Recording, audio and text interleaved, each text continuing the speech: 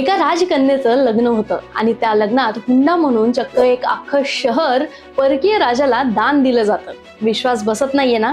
पण आज ज्या शहरात पाय ठेवायलाही जागा मिळणं कठीण झालंय, ज्या शहराच्या जमिनीचे भाव गगनाला भिडले, तेच शहर कधी काळी ब्रिटिशांना वार्षिक फक्त 10 पाऊंड भाड्याने मिळत होतं. हो, तुम्ही बरोबर ऐकलं. ज्याला आज आपण मुंबई, भारताची आर्थिक राजधानी, स्वप्नांची नगरी म्हणतो, त्याच मुंबईचा जन्म कोणत्याही युद्धाने नाही, तर एका लग्नाच्या करारामुळे झालाय. पण विचार करा, ज्या शहराला जग बॉम्बे म्हणून ओळखत होतं, त्याचं नाव अचानक मुंबई का झालं? या नावामागे कोणतं गुपित दडलंय? हे सगळं सांगते, पण त्याआधी अशाच इंटरेस्टिंग माहितीसाठी आपल्या पेजला फॉलो करा.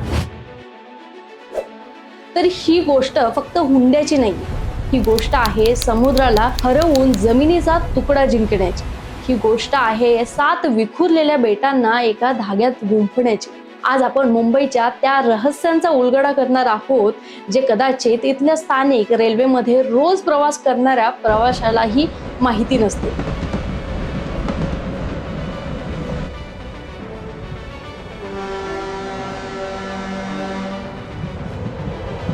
नमस्कार, मी अश्विनी आणि आज आपण मुंबईच्या याच इतिहासावर बोलणार आहोत. मित्रांनो, 15व्या शतकात जर तुम्ही इथे आला असता, तर इथे ना एवढ्या मोठ्या इमारती होत्या ना मरीन ड्राईव्ह. तिथे फक्त 7 छोटी छोटी बेटं होती. कुलाबा, धाकटी कुलाबा, मुंबई बेट, माझगाव, वरडी, परळ आणि माही. ही बेटं एकमेकांपासून समुद्राने वेगळी केलेली होती. भरतीच्या वेळी तर या बेटांच्या मध्ये समुद्राचं पाणी जोरात वाहायचं.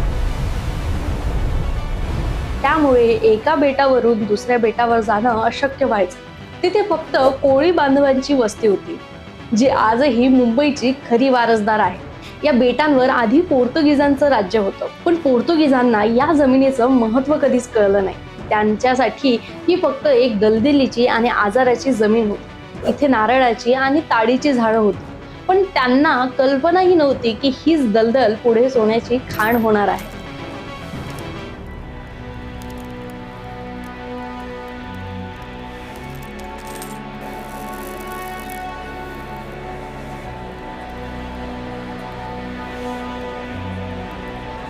We have the finest indigo and spices ready for shipment, Captain. Excellent. The company appreciates your prompt service. We have a deal then. आणि ही 7 बेटं म्हणजे आजच्या मुंबईचा सांगाळा, जो पूर्णपणे विखुरलेला होता. साल 1661 पोर्तुगालची राजकन्या कॅथरीन ऑफ ब्रिगांझा हिचं लग्न इंग्लंडचा राजा दुसरा चार्ल्स यांच्याशी ठरलं.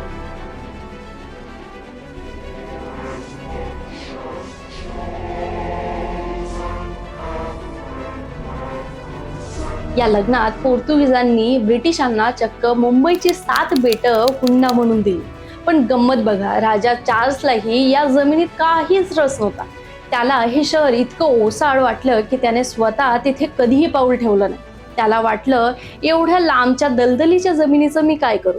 म्हणून 1668 साली त्याने मुंबई वार्षिक फक्त 10 पाऊंड भाड्याने ईस्ट इंडिया कंपनीला देऊन टाकले. एका बाजूला पोर्तुगीजांनी दिलेला हुंडा आणि दुसऱ्या बाजूला ब्रिटिशांनी केलेला व्यापार, या 2 गोष्टींमुळे मुंबईच्या आधुनिक इतिहासाची पायाभरणी झाली. ईस्ट इंडिया कंपनीच्या व्यापाऱ्यांनी ओळखलं होतं की मुंबईचा हा नैसर्गिक समुद्रकिनारा जागतिक सर्वोत्तम बंदर बनू शकतो. इथून जहाज ये जा करणं खूप सोपं होतं.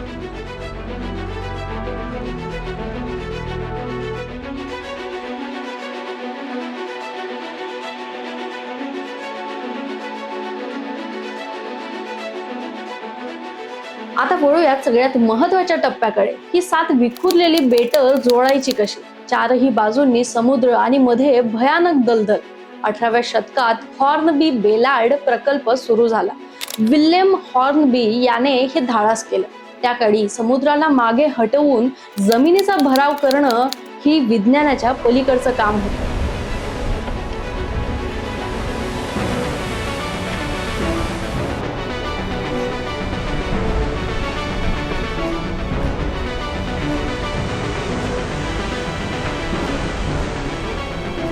ब्रिटनच्या संसदेने या कामाला परवानगी दिली नव्हती. तरीही हॉर्नबीने हे काम गुपचूप सुरू केलं. हजारो कामगारांनी वर्षानुवर्ष उन्हातानात घाम गाळत मोठे मोठे दगड आणि माती समुद्रात टाकून दलदल कमी केली. भरतीच्या वेळी समुद्राचं पाणी आत येऊ नये म्हणून महालक्ष्मीजवळ मोठी भिंत केली. धरण बांधलं गेलं. अनेकांनी आपलं आयुष्य या कामात गमावलं.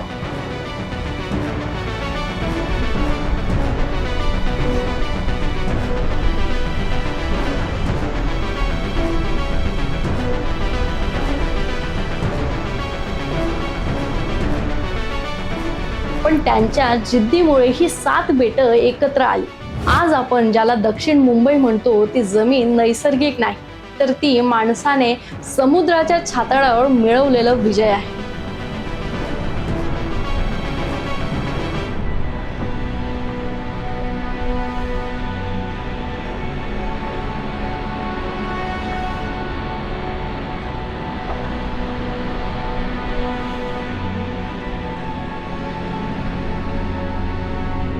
पण या शहराला मुंबई नाव कसं मिळालं? तर पोर्तुगीज या भागाला बॉम्ब बाहिया म्हणजे सुंदर खाडी म्हणायचे, ज्याचं इंग्रजांनी आपल्या सोयीनुसार बॉम्बे केलं. पण इथल्या स्थानिक कोळी बांधवांची श्रद्धा होती त्यांच्या ग्रामदेवतेवर म्हणजेच मुंबादेवीवर. असं म्हटलं जातं की प्राचीन काळी मुंबारक नावाच्या एका राक्षसाने इथे धुमाकूळ घातला होता.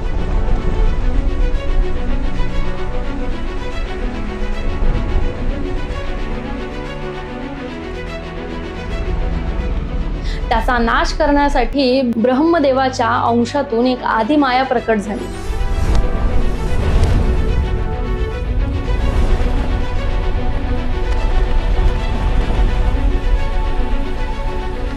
तीच ही मुंबा देवी. मुंबा म्हणजे देवी आणि आई म्हणजे माता.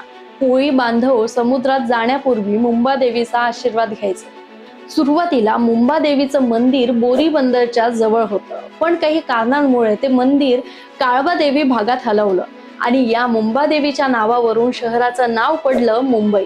1995 साली जेव्हा अधिकृतपणे नाव बदलण्यात आलं तेव्हा तो परकीय गुलामीच्या खुणा पुसून आपल्या मुळाकडे परतण्याचा ऐतिहासिक क्षण होता.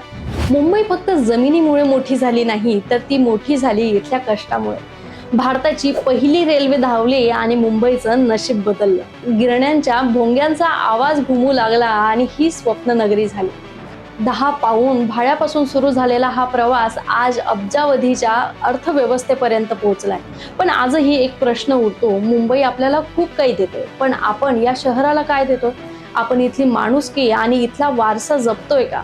विचार नक्की करा आणि मुंबईच्या इतिहासाचा हा भाग तुम्हाला कसा वाटला कमेंटमध्ये नक्की सांगा. तुमच्या मुंबईच्या मित्राला हा व्हिडिओ नक्की शेअर करा, कारण विषय कोणताही असो आपला मुद्दा भारी आहे.